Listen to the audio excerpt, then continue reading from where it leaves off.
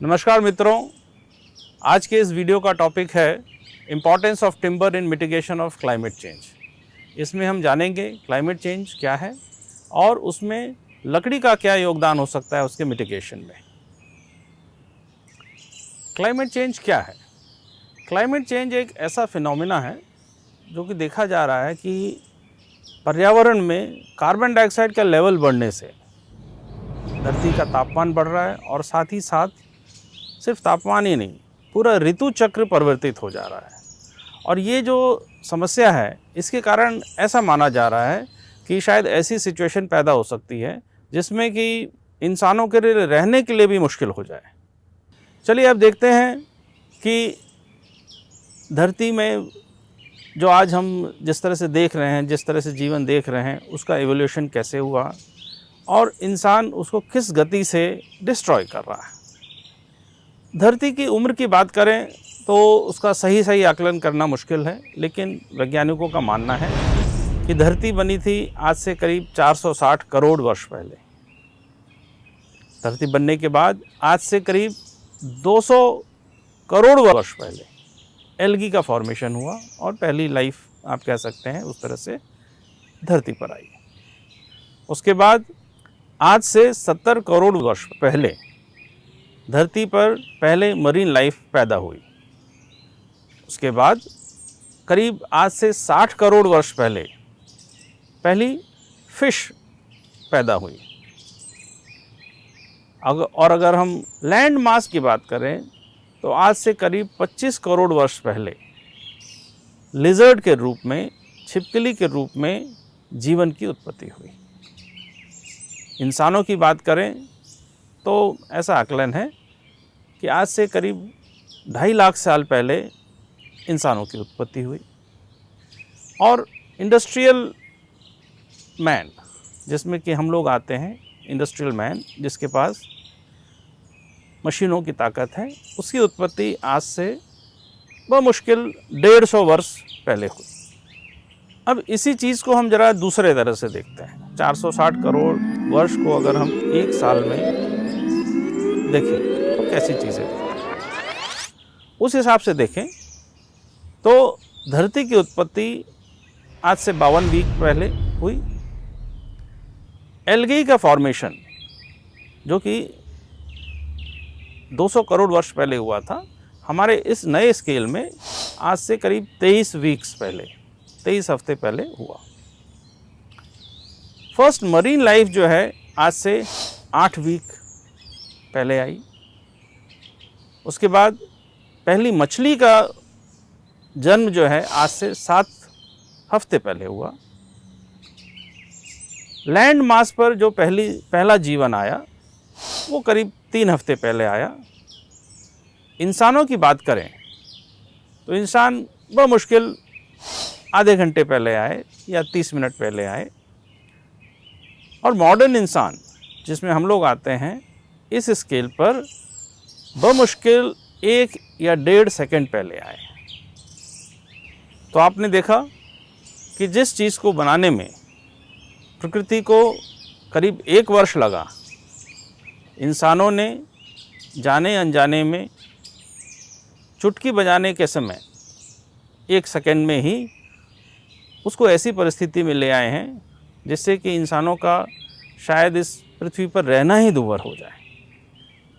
चलिए अब देखते हैं कि ये समस्या क्या सिर्फ कुछ वैज्ञानिकों का ऐसा मानना है, ऐसा उनकी सोच है, कि इसमें कुछ तथ्य भी है।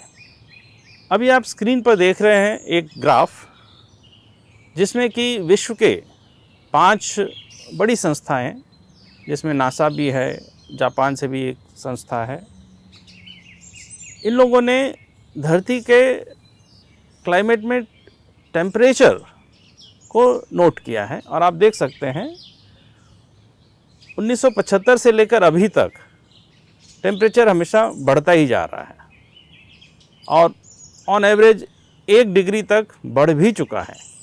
तो इसलिए ये एक सत्य है कि अब ग्लोबल वार्मिंग जो है शुरू हो चुकी है। वो अब ऐसी कोई किसी की भविष्यवाणी, किसी का आकलन या किसी का प्रोजेक्शन नहीं रह गया है, वो एक सच्चाई है और हम उस सच्चाई से अभी गुजर रहे हैं। इसका कारण क्या है, क्यों ऐसा हो रहा है? इसका कारण भी बहुत ही क्लियर है। वैज्ञानिकों ने और जो भी इंटरनेशनल संस्थाएं हैं, उन्होंने कार्बन का लेवल भी मेज़र किया है, कार्बन के लेवल को भी मॉनिटर किया जा रहा है। और आप स्क्रीन पर जो एक ग्राफ देख रहे हैं, 1960 से लेकर अभी तक कार्बन डाइऑक्साइड का जो लेवल है वो आप देखेंगे 320 से बढ़ते बढ़ते 420 ppm तक हो गया है। शायद ये चीज़ आपको इतनी ना समझ में आए कि इसमें कोई बहुत समस्या नहीं नज़र आ रही है। अभी आप जो स्क्रीन पर देख रहे हैं, ये कार्बन डाइऑक्साइड लेवल का ग्राफ है पिछले 8 लाख वर्षों का। इसमें आप देखेंगे कार्बन डाइऑक्साइड बढ़ता रहा है, घटता रहा है, लेकिन कभी भी पिछले 8 लाख वर्षों में कभी भी 300 ppm से ऊपर नहीं गया है। और 1950 के बाद ये लेवल लगातार बढ़ता गया और अभी हम 420 ppm लेवल तक पहुंच गए हैं। तो मित्रों, ये तो स्पष्ट है कि अभी धरती पर कुछ ऐसा हो रहा है जो पिछले 8 लाख वर्षों में कभी नहीं हुआ है। इसलिए ज़रूरी है कि हम इस चीज़ को स्वीकारें कि धरती एक गंभीर समस्या से गुजर रही है, एक ऐसी परिस्थिति से गुजर रही है जिससे वो कभी भी 8 लाख वर्षों में नहीं गुजरी है। अब इस समस्या का सॉल्यूशन क्या हो सकता है? चूँकि मेन प्रॉब्लम है कार्बन डाइऑक्साइड लेवल, तो ऑब्वियसली कार्बन डाइऑक्साइड का स्तर घटाना ही इसका सॉल्यूशन है। स्तर घटाने के लिए क्या किया जा सकता है? इसके 2 रास्ते हैं। पहला है रिडक्शन इन एमिशन, जो एमिशन हो रहा है उसी को हम कम करें। उसको कैसे कर सकते हैं? तो 3 मोटे मोटे तरीक़ों से किया जा सकता है: रिड्यूस, रीयूज़ एंड रिसाइकल। अब आता है सिक्वेस्ट्रेशन। सिर्फ रिडक्शन से काम नहीं चलेगा। क्यों नहीं चलेगा? क्योंकि जब तक इस पृथ्वी पर फॉसिल फ्यूल यूज़ हो रहे हैं, फॉसिल फ्यूल मतलब कोयला, diesel, petrol, aviation fuel, natural gas, LPG, ये चीज़ें जब तक यूज़ होती रहेंगी तब तक कार्बन डाइऑक्साइड प्रोड्यूस होता ही रहेगा। तो रिडक्शन ऑफ इमिशन के साथ साथ हमको सीक्वेस्ट्रेशन, मतलब कि जो कार्बन डाइऑक्साइड प्रोड्यूस हो गया है उसको किसी तरह से वापस हम नीचे स्तर पर लाएं, उसको सीक्वेस्टर कर लें, किसी दूसरे फॉर्म में हम उसको ब्लॉक कर दें, जिसको कार्बन लॉकिंग कहा जाता है। उस चीज़ पर हमको ध्यान देना चाहिए। तो आपने देखा कि क्लाइमेट चेंज की समस्या कितनी गंभीर है और क्लाइमेट चेंज के जो सॉल्यूशन है उसमें सीक्वेस्ट्रेशन का क्या रोल है। सीक्वेस्ट्रेशन के लिए सब जानते हैं कि पेड़ एक इम्पॉर्टेंट चीज़ है, लेकिन क्या हम उतनी चीज़ें कर रहे हैं जितनी ज़रूरत है इस समस्या के समाधान के लिए? तो इससे मैं आपसे 4 क्वेश्चन पूछता हूँ। क्या ट्री कटिंग को पूरी तरह से बैन नहीं कर दिया जाना चाहिए? पहला क्वेश्चन। 1988 की जो हमारी फॉरेस्ट पॉलिसी है उसमें बताया गया है कि हमें वुड सब्स्टिट्यूशन को मैक्सिमाइज़ करना है, मतलब जहाँ पर भी वुड हम अवॉइड कर सकें वैसी चीज़ों को हमें प्रमोट करना है। तो क्या हमें इसको एग्रेसिवली प्रमोट नहीं करना चाहिए? ये हो गया दूसरा क्वेश्चन। तीसरा क्वेश्चन आता है, ऐसा कुछ लोग बोलते हैं कि कुछ ऐसे प्लांट्स हैं जो रात में भी फोटोसिंथेसिस करते हैं, तो क्या हमें उन्हें प्रमोट नहीं करना चाहिए? चौथा क्वेश्चन आता है, क्योंकि ट्रीज़ काफ़ी स्लो ग्रोइंग है, तो क्या ऐसी टेक्नोलॉजीज़ नहीं डेवलप करें जो आर्टिफिशियल फोटोसिंथेसिस करें या कोई दूसरे तरह से कार्बन डाइऑक्साइड को सिक्वेस्ट्रेशन करें? क्या इस चीज़ पर हमें प्रमोशन नहीं करना चाहिए? ज़रा सोचिए। अब मैं आपसे जानना चाहूँगा इन चारों प्रश्न का उत्तर क्या होना चाहिए। मित्रों, अगर चारों में से एक भी प्रश्न का उत्तर आपके दिमाग में यस है तो आप इस वीडियो को ध्यान से देखें, आपको नई चीज़ें जानने को मिलेंगी, क्योंकि साइंटिफिक लॉजिक के हिसाब से चारों क्वेश्चंस का आंसर नो होना चाहिए। क्यों नो होना चाहिए, अभी हम देखते हैं। चलिए अब कार्बन सिक्वेस्ट्रेशन के पीछे जो साइंस है उसको समझने की कोशिश करते हैं। प्रोसेस का नाम है फोटोसिंथेसिस। केमिकल रिएक्शन बहुत सिंपल है। 6CO2 + 6H2O gives C6H12O6 + 6O2। जो इस रिएक्शन के लिए होने के लिए ज़रूरी हैं वो दो हैं उसमें। एक है ये क्लोरोफिल का प्रेजेंस, दूसरी है सनलाइट। तो ये प्रक्रिया सिर्फ हरे पेड़ों में हो पाती है और हरे पेड़ों में भी सिर्फ सनलाइट के प्रेजेंस में हो पाती है। कार्बन डाइऑक्साइड, वाटर और ऑक्सीजन तीनों इनविजिबल हैं, लेकिन जो C6H12O6 है जो कि ग्लूकोज का फॉर्मूला है, ये एक विजिबल कंपाउंड है और नॉर्मली पेड़ में ये सेलुलोज में कन्वर्ट हो जाता है। सेलुलोज मीन्स जो हरी चीज़ें आप देखते हैं उसमें जो लीव्स हैं, ट्विग्स हैं, टहनियाँ हैं, तना है, ये सब जो बायोमास जिसको हम मिलके बोलते हैं, ये सेलुलोज होता है और ये कन्वर्ट होता है C6H12O6 यानी कि ग्लूकोज से। तो ये प्रक्रिया का जो डायरेक्ट प्रूफ है, ये प्रक्रिया हुई है, उसका डायरेक्ट प्रूफ है बायोमास। और दूसरी चीज़ ये भी है कि रेट ऑफ सिक्वेस्ट्रेशन में डिफर, स्पीसीज पर डिपेंड करता है।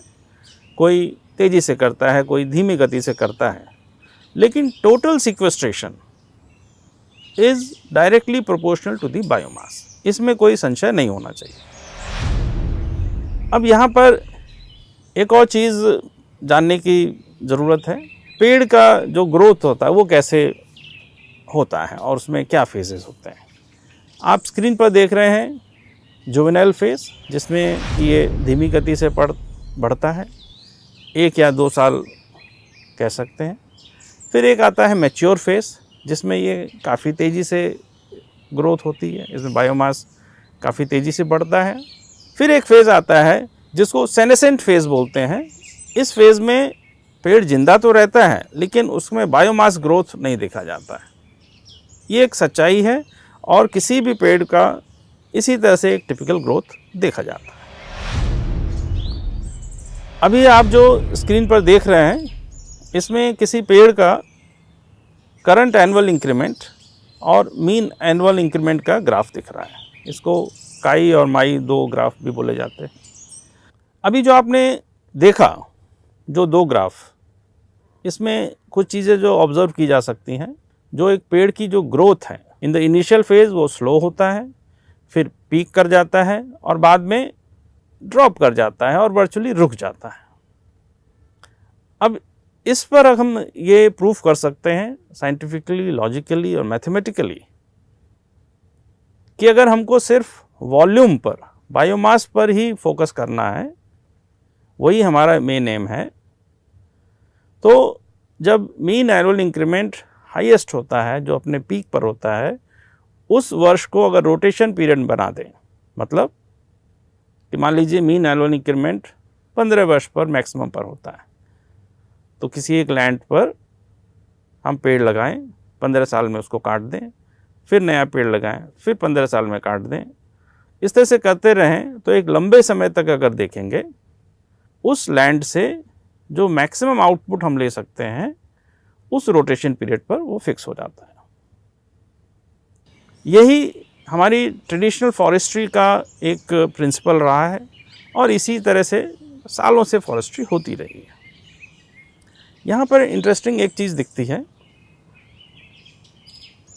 कि वॉल्यूम ऑफ टिम्बर जो है वही अगर हमारा मेन हेतु है, तो वॉल्यूम ऑफ टिम्बर, प्रॉफिट और environmental purification by production of O2 या environmental purification by sequestration of CO2, ये सब चीज़ें परफेक्टली मैच करती हैं।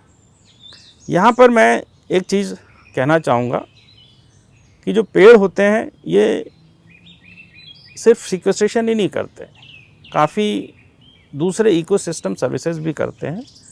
इस चीज़ को मैं समझता हूँ, लेकिन यहाँ पर हम सिर्फ और सिर्फ वॉल्यूम की बात कर रहे हैं, इकोसिस्टम सर्विसेज को थोड़ी देर के लिए हम चर्चा में नहीं रखते हैं, उसको एक बार अंत में हम फिर से चर्चा में लाएंगे। अभी जो आपने ग्राफ्स देखे उससे हम जो पेड़ जो दिखते हैं हमको, उसको हम 2 कैटेगरी में डिवाइड कर सकते हैं। थोड़ा नॉर्मल सोच से अलग है लेकिन ये सच्चाई है। ग्रीन ट्री और ग्रोइंग ट्री, नॉर्मली हम दोनों को एक ही चीज़ मानते हैं, बट ऐसा नहीं है। पेड़ का एक ऐसा फेस आता है जब वो ग्रीन तो रहता है लेकिन ग्रो नहीं करता है। ऐसा क्यों होता है, ये एक सामान्य सा क्वेश्चन आएगा। किसी भी पेड़ में 2 प्रोसेसेस होते हैं, एक फोटोसिंथेसिस और साथ साथ रेस्पिरेशन। शुरू के फेजेस जो रहते हैं उसमें फोटोसिंथेसिस ज़्यादा होता है, रेस्पिरेशन कम होता है, इससे बायोमास ग्रो करता रहता है। लेकिन एक एज के बाद फोटोसिंथेसिस होती है, लेकिन उतनी ही फोटोसिंथेसिस पेड़ करता है जितनी उसको मेंटेनेंस के लिए ज़रूरत है। तो नेट बायोमास ग्रोथ नहीं होता है, सो नेट सिक्वेस्ट्रेशन नहीं कर रहा है। सो लॉजिकली अगर कोई पेड़ उस स्टेज में पहुंच गया है जहाँ पर वो ग्रीन तो है लेकिन ग्रो नहीं कर रहा है, तो उसको काट दिया जाना चाहिए और काट करके लकड़ी की चीज़ों में उपयोग किया जाना चाहिए। अब आप बोलेंगे कि आपकी बात थोड़ी थोड़ी समझ में तो आ रही है, थोड़ी लॉजिकल भी लग रही है, लेकिन गले नहीं उतर रही है। लेकिन चलिए देखते हैं, अगर हम पेड़ नहीं काटते हैं तो क्या क्या परिस्थिति है। अब अगर हम पेड़ बिल्कुल ही नहीं काटते हैं तो लकड़ी नहीं मिलेगी। तो जो चीज़ें लकड़ी से बन रही हैं या लकड़ी से बन सकती हैं उसकी जगह हम क्या यूज़ करेंगे? प्लास्टिक, स्टील, एल्युमिनियम या कंक्रीट, यही 3-4 विकल्प हैं। इसमें से बहुत ही क्लियर है कि जो लकड़ी है वही कार्बन डाइऑक्साइड नेगेटिव है, बाकी सब चीज़ों में कार्बन डाइऑक्साइड ज़्यादा प्रोड्यूस होगी। अब यहाँ पर यह भी चीज़ समझने की ज़रूरत है कि पेड़ को काटने भर से कार्बन डाइऑक्साइड नहीं रिलीज़ होता है। पेड़ कोई ऐसा गुब्बारा नहीं है कि कार्बन डाइऑक्साइड उसके अंदर भरा हुआ है, आपने काटा और कार्बन डाइऑक्साइड रिलीज़ हो गया। कार्बन डाइऑक्साइड तभी रिलीज़ होता है जब उसको जलाया जाता है या सड़ जाता है। तो अगर वो परिस्थिति नहीं आती है, पेड़ को आप काट करके उसके लकड़ी के आर्टिकल्स बना करके यूज़ करते हैं तो कार्बन डाइऑक्साइड लॉक्ड रहता है, उसमें कोई दिक्कत नहीं है। दूसरी चीज़ जो ज़्यादा इम्पॉर्टेंट है कि लैंड एक लिमिटेड रिसोर्स है।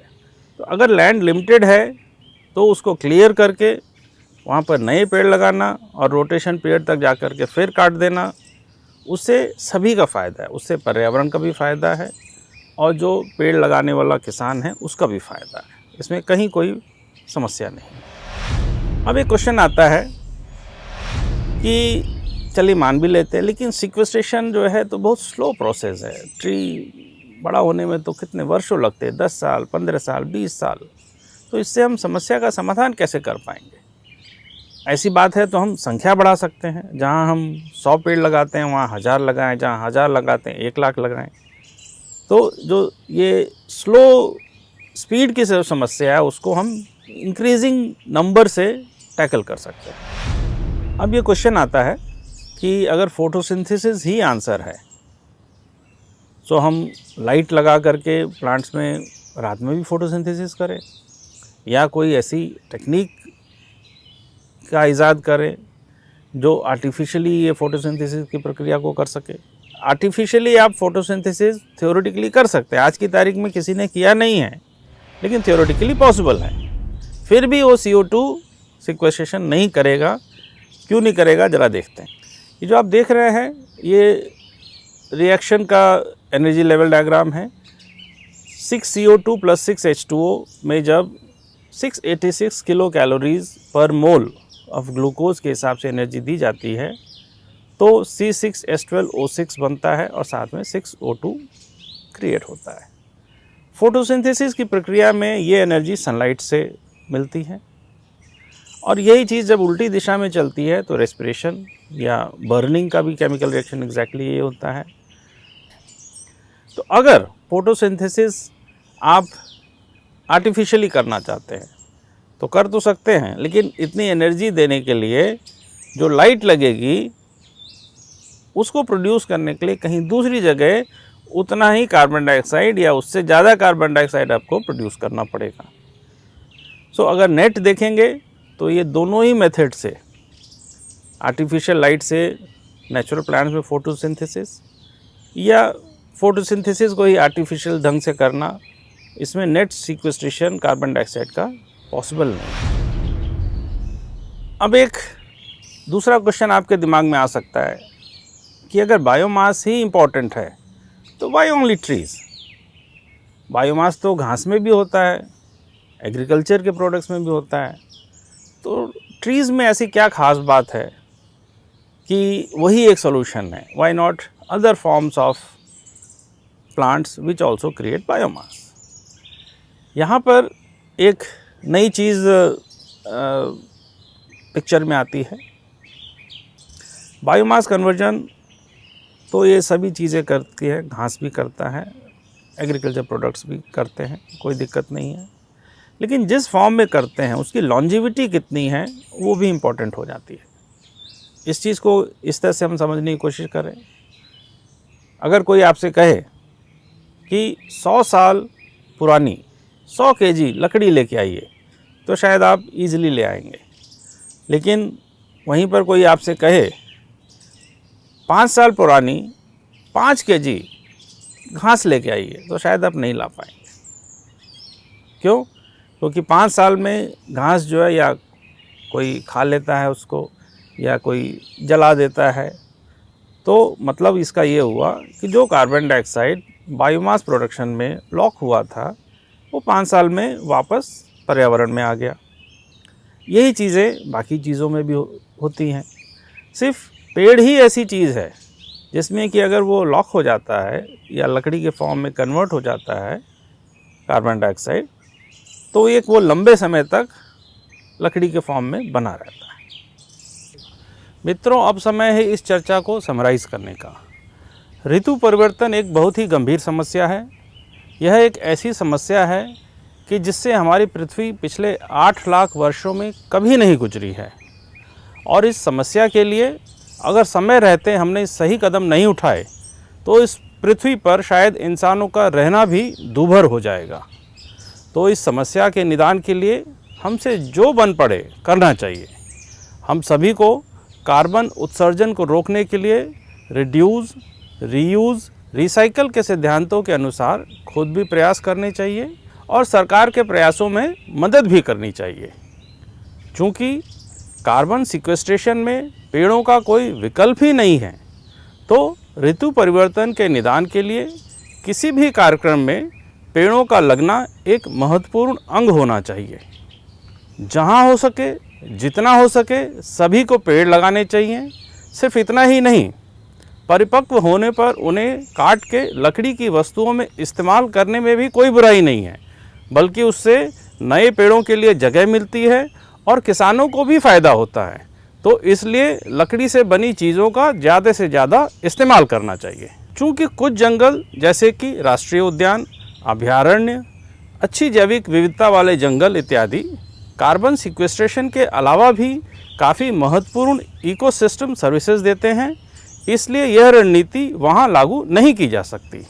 लेकिन जिन जंगलों में प्रोडक्शन फॉरेस्ट्री संभव हो वहाँ पर और जंगलों के बाहर इसे ज़रूर लागू करना चाहिए। मैं कहना चाहूँगा कि ऋतु परिवर्तन की गंभीरता के बारे में काफ़ी लोगों को तो पता ही नहीं है, और जिन्हें पता है उन्हें ठीक से ये पता नहीं है कि इसके लिए अंततः उन्हें करना क्या है।